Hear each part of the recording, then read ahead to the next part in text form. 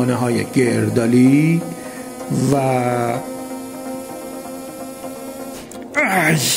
زهر مار و موانع بشکه‌ای. این زمین یکی از زمین‌های نسبتاً راحت و ساده هستش، نه خیلی پیچیده است نه خیلی راحت، متوسط.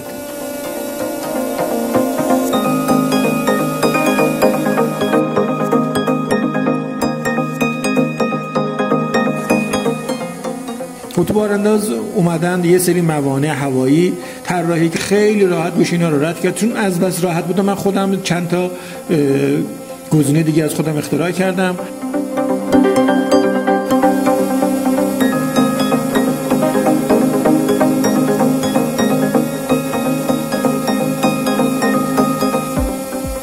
رد شب برم. چی شد؟ معلوم نشد چی شد.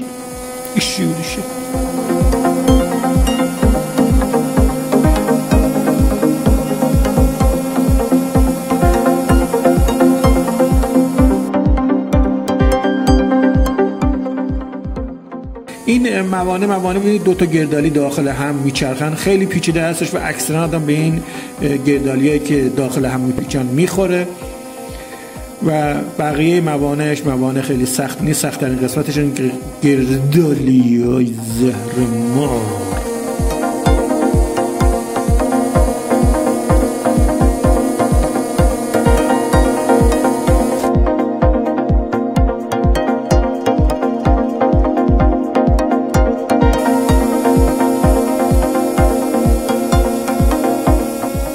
این زمین 3-4 مدل بشکه داره.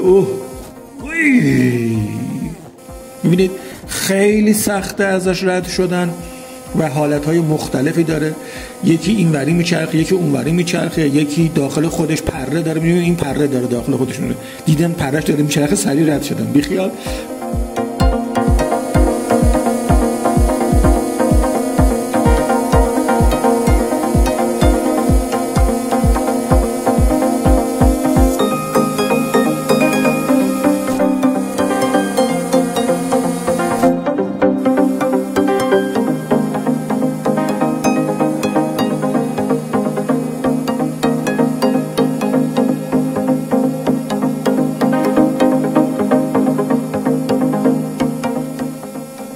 نشد، بریم بعدی.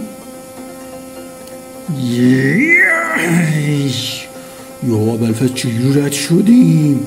چی شد؟ خودم هم نفهمیدم چی شد. رد شیم